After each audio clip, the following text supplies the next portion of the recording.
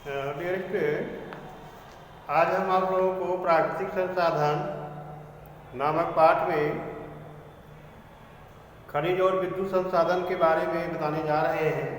खनिज वो वैज्ञानिक खनिज को आंतरिक संरचना के साथ एक स्वाभाविक रूप से होने वाले पदार्थ के रूप में परिभाषित करते हैं। खनिज उसे कहते हैं जो हम धरती के अंदर से खोद कर निकालते हैं, और यह विभिन्न प्रकार के रासायनिक अभिक्रियाओं के द्वारा इन खनिजों का निर्माण किया जाता है, निर्माण होता है, और ये सभी नेचुरल होते हैं। ये प्रकृति में इन खनिजों का अपने आप निर्माण होते हैं। अब इसमें खनिजों की जो श्रेणियाँ हैं वह दो प्रकार के खनिज पाए जाते हैं, धात्विक खनिज और अधात्विक खनिज।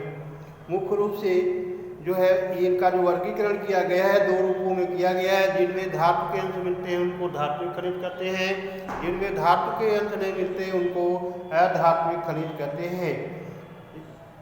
जैसे पेट्रोलियम, यह अधात्विक खनिज के अंतर्गत आते हैं, और इन पेट्रोलियम पदार्थों का जो निर्माण हुआ है वह है जीवाश्मों, इसको जीवाश्म ईंधन में कहा जाता है, क्योंकि जीवाश्म और वनस्पतियों के नष्ट होने के कारण जो है इनका निर्माण हुआ है।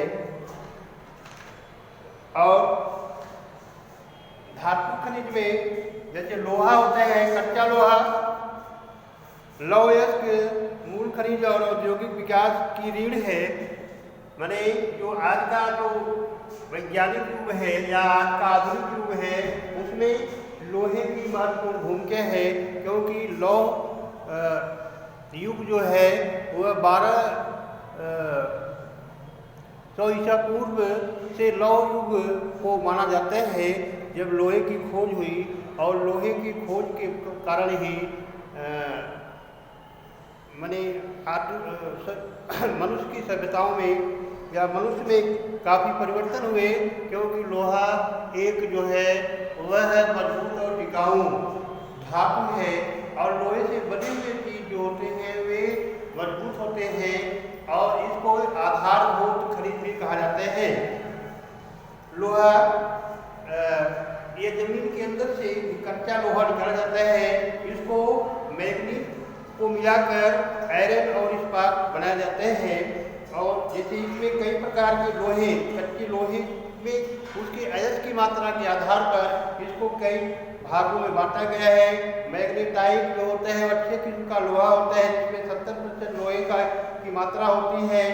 उसके बाद हेमेटाइट होता है, इसमें 50 से 60% माने लोहे के अयस्क मिलते हैं। अन्य तत्वों के साथ लोहे को मिलाकर यह मिश्रित इस्पात बनाए जाते हैं और वह मजबूत होते हैं।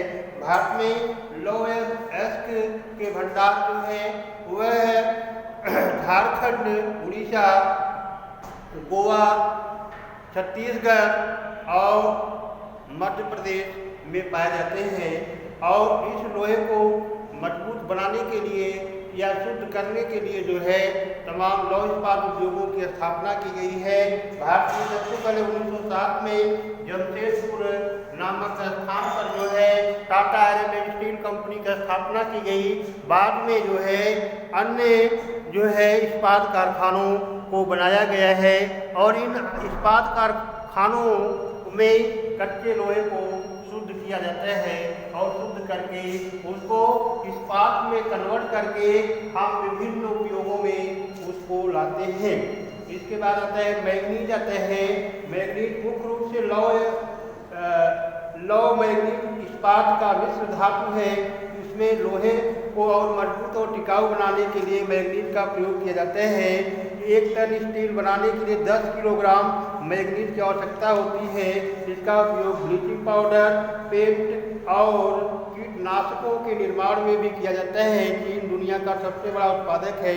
उड़ीसा भारत में सबसे बड़ा मैग्नीज अयस्क उत्पादन राज्य है, और यहाँ पे 2001 में देश के पूरे उत्पादन का 1/3 हिस्सा था। इसके बाद तांबा आता है। तांबा एक प्रमुख धातु है। यह विद्युत सुचालक होते हैं और विद्युत उपकरणों में तांबे का प्रयोग किया जाता है। तांबे का मुख्य रूप से उत्पादन जो है भारत में झारखंड और राजस्थान में किया जाता है और तांबे की खपत अधिक होने के कारण जो है हम इसे बाहर से मंगाते हैं। इसके बाद बॉक्साइट आता है। बॉक्साइट एक अयस्क है जिसमें हम हल्की धातु एल्युमिनियम इससे प्राप्त की जाती है। एल्युमिनियम की एक विशेषता ने विमान उद्योग में क्रांतिकारी बदलाव किया है। विद्युत के अच्छे सुचालक के कारण जो है एल्युमिनियम का बॉक्साइट का प्रयोग जो है विद्युत सामानों को बनाने में किया जाता है और इसका प्रयोग फर्नीचर, घरेलू उपयोगों, बर्तन आदि में किया जाता है। देश का 45% बॉक्साइट का उत्पादन केवल उड़ीसा राज्य में किया जाता है। इसके बाद सोना एक जो है पीली बहुमूल्य धातु होती है। इसे जमीन के अंदर से निकाला जाता है। भारत में जो है सोने के भंडार कर्नाटक राज्य में कोलार और हट्टी में पाए जाते हैं। कोलार विश्व की सबसे गहरी सोने की खान है। इसके बाद फिर अभ्रक आते हैं। अभ्रक यह विद्युत का सुचालक होता है और विद्युत उद्योगों में इसका उपयोग किया जाता है। भारत जो है अभ्रक का प्रमुख उत्पादक देश माना जाता है। इसके बाद जिप्सम आता है। इसका प्रयोग जो है सीमेंट बनाने में किया जाता है और जिप्सम जो है एक बहुमूल्य धातु है। इसका सीमेंट उद्योगों में इसका उपयोग हम करते हैं।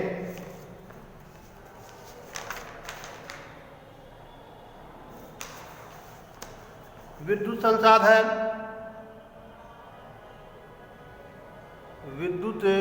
संसाधन ये वे संसाधन है जिसे हम अपने घरों में उजाला करने, उद्योग चलाने के लिए, परिवहन के विभिन्न तरीकों के उपयोग करने के लिए ऊर्जा प्राप्त करते हैं। अर्थात कोयला, पेट्रोलियम और प्राकृतिक गैस महत्वपूर्ण ऊर्जा स्रोत हैं जिसमें जीवाश्म ईंधन इनको कहा जाता है।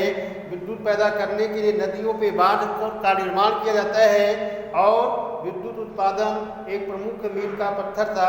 शक्ति के इन सभी स्रोतों के पारंपरिक ऊर्जा संसाधन कहा जाता है जिसे केवल एक बार उपयोग किया जा सकता है और फिर से इनका पुनः उपयोग नहीं किया जा सकता है।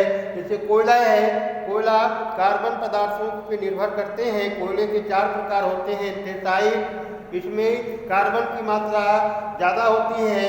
बिटुमिनस, इसमें 65 से जो है 70% कार्बन की मात्रा होती है। लिग्नाइट 40% और पिट कोयला जो होता है इसमें कार्बन की मात्रा बहुत ही कम होती है। कोयला एक भारी पदार्थ है जो उपयोग में भार खो देता है क्योंकि यह राख में बदल जाता है। इसलिए ताप शक्ति केंद्र और भारी उद्योग कोयले की खदानों के पास स्थित होते हैं। भारत में झारखंड, पश्चिमी बंगाल, उड़ीसा और मध्य प्रदेश, आंध्र प्रदेश में कोयले के भंडार पाए जाते हैं। पेट्रोलियम, कोयले के बाद पेट्रोलियम खनिज का एक प्रमुख संसाधन है। यह जो है इसके जीवाश्म ईंधन भी कहते हैं क्योंकि प्राकृतिक वनस्पतियों और जीवों के नष्ट होने से इस ईंधन का निर्माण हुआ है। यह जो है तरल रूप में पाया जाता है जिसे शुद्ध करके हम पेट्रोल, डीजल, मिट्टी का तेल जो है मोबिल आदि चीज़ों का निर्माण करते हैं।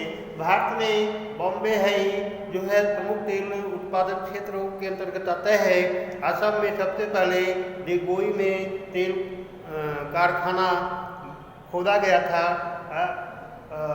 असम, गुजरात और महाराष्ट्र प्रमुख तेल उत्पादक क्षेत्र हैं। भारत में तेल का उत्पादन कम होता है।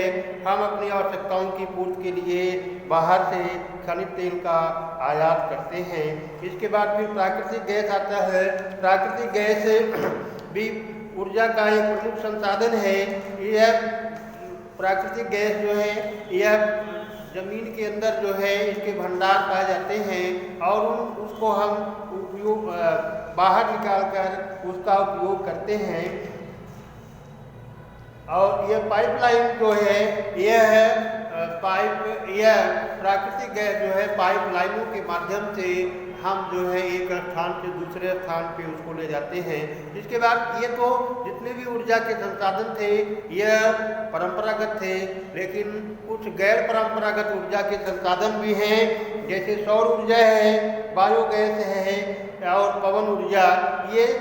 ये सब ऊर्जा के ऐसे संसाधन हैं जो कभी नष्ट होने वाले संसाधन नहीं हैं।